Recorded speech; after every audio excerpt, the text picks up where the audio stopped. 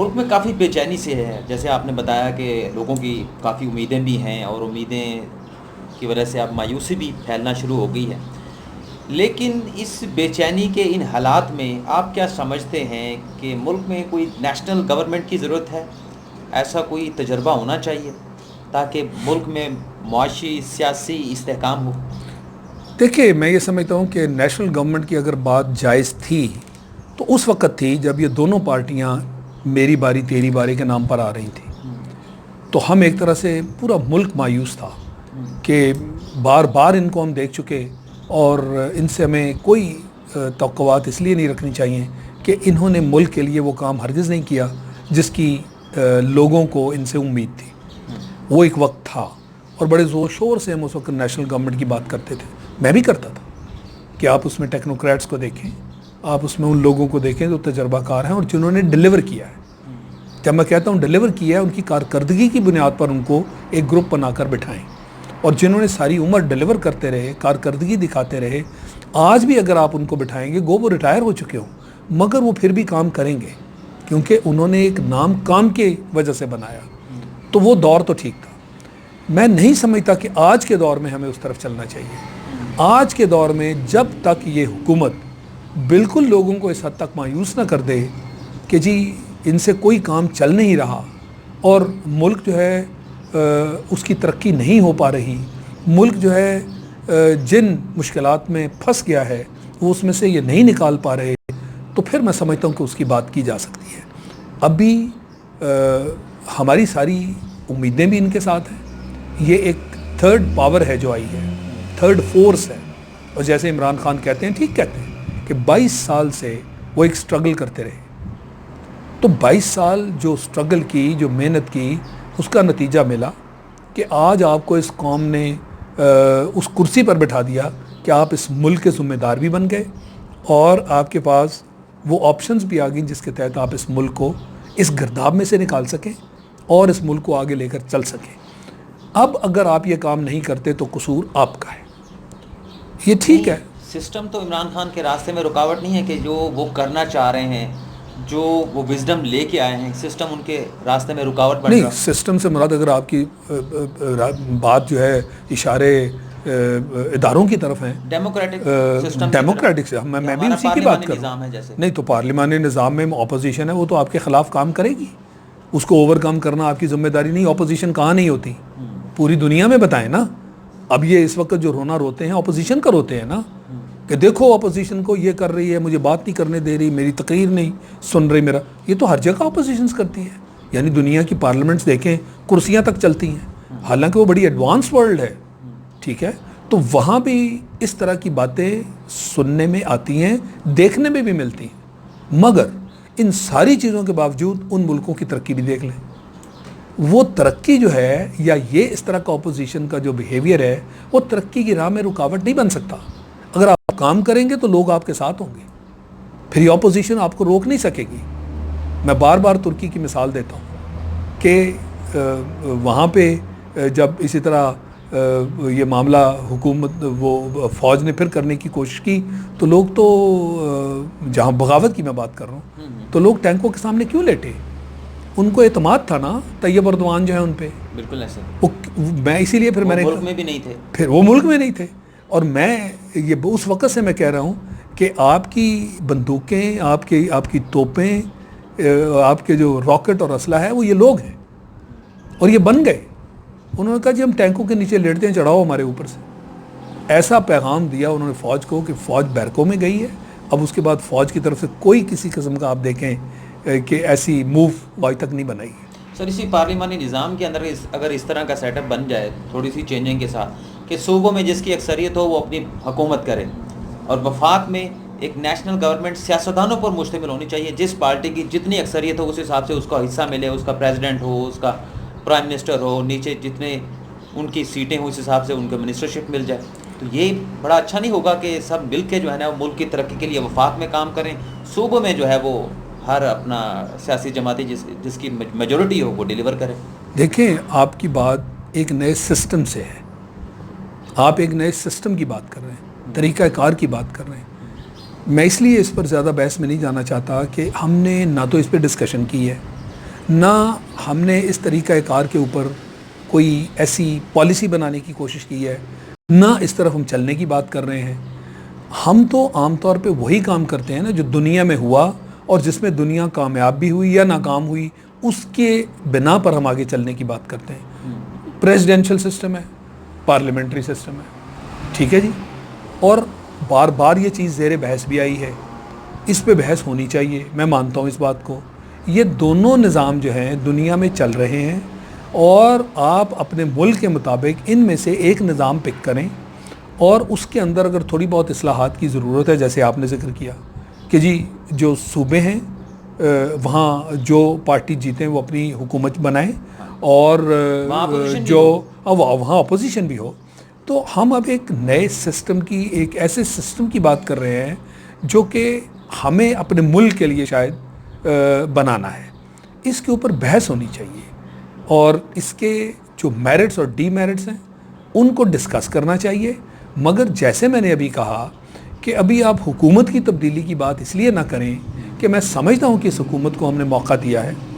میں 100% اس پہ یقین رکھتا ہوں کہ یہ لفظ سلیکٹڈ وزیر اعظم اور اس طرح کی باتیں یہ ہم کہنی بند کر دیں. ان کو ووٹ ملے ہیں، جو ان دو پارٹیز نے قوم کے ساتھ، ملک کے ساتھ کیا وہ سب کے سامنے ہے.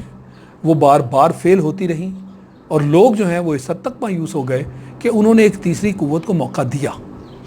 اب اس تیسری قوت کے سامنے ایک ہی راستہ ہے، اور وہ ہے کارکردگی، جو کہ ابھی تک نہیں ہو رہا.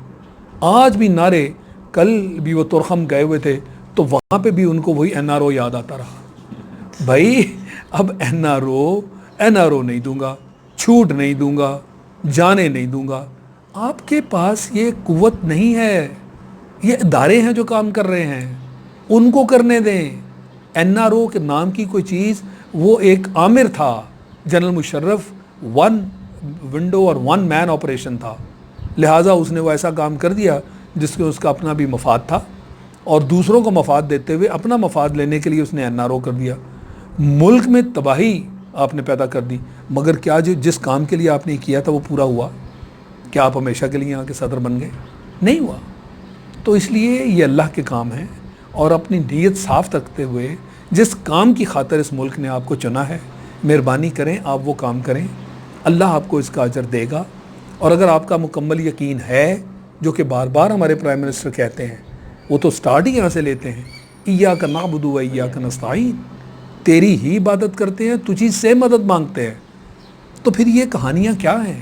جانے نہیں دوں گا، این آر او نہیں دوں گا، یہ آپ کے ہاتھ میں نہیں ہے. این آر او نامی چیز یہ ایسے ہی یہاں پہ اس ملک میں وہ ایک ڈکٹیٹرشپ کی وجہ سے مشہور ہو گیا، اور پھر آپ یہ بھی کہتے ہیں جس سے ملک کو بڑا نقصان پہنچا. ملک کو نقصان پہنچا، قرضے معاف کر دو، لوگوں نے قتل کیے ہوئے وہ معاف کر دو، ان کو مین پارٹیز کو پھر سے یہاں لے آؤ. انہوں نے پھر سے وہی کام کیا جو پہلے کرتے تھے. سر نیب نے جو خوف پیدا کیا ہوا ہے، اپوزیشن کے لوگ اٹھائے جا رہے ہیں، تو نیب کے بارے میں آپ کی کیا رائے؟ دیکھیں، نیب والا جو معاملہ ہے وہ کوئی سیدھا معاملہ نہیں ہے. اس کی اگر آپ پوری داستان اور تاریخ دیکھیں تو یہ وہی سیف الرحمان والی نیب ہے نا، جہاں پی ایم ایل این نے یہ سارا کام شروع کروایا تھا، اور پھر اسی کے ساتھ وہ جسٹس قیوم والا معاملہ بھی جڑا ہوا ہے. ان کو تو وہ ادارے چاہیے تھے جو ان کے اشارے پہ کام کریں، ان کو وہ جسٹس چاہیے تھے جو ان کے کہنے پہ سزائیں دیں یا چھوڑ دیں. تو اس پارٹی نے یہ کام شروع کروایا تھا. آج تک نیب کا معاملہ جو ہے وہ اس کے اوپر بہت بڑے سوالیہ نشانات ہیں. نیب کے جو قوانین ہیں ہم نے ان کو آج تک نہیں دیکھا. اس میں تبدیلی کا جو وقت آیا تو دونوں پارٹی یہ کر سکتی تھی، انہوں نے نہیں کیا، کیونکہ ان کا بھی مقصد یہی تھا کہ اس نیب کو ہم نے اپنے اپنے کام کے لیے استعمال کرنا ہے. جب آپ اپنے ذاتی معاملات میں نیب کو استعمال کرنے کے لیے بنائیں گے تو کیا وہ احتساب کر سکے گی؟ احتساب تو غیر جانبدارانہ ہوا کرتا ہے. تو آپ چیئرمین نیب جو ہیں اس حد تک کہ آپ ان سے وہ لیٹر لکھوا کے رکھ لیتے ہیں استعفے کا بیک ڈیٹڈ ٹائپ، کہ آپ نے ذرا سے بھی ادھر ادھر حرکت کی آپ تو دستخط کر کے دے چکے، آپ فارغ ہیں. مجھے یاد ہے فصیح بخاری صاحب تو اس وقت بھی یہی ہوا تھا. تو آج بھی یہی بات ہو رہی ہے.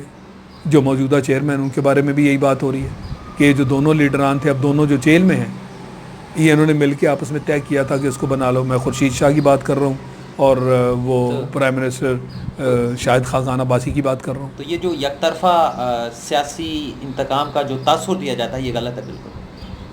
نہیں, سیاسی انتقام کی اس طرح کی بات تو میں نہیں کر سکتا, مگر ایک بات تو واضح ہے, ابھی بھی جو جن لوگوں کو پکڑا جا رہا ہے اس میں زیادہ تر لوگ آپ کو اپوزیشن کے نظر آ رہے ہیں نا, اور جن کے کیسز حکومت میں ہیں وہ کہاں ہیں؟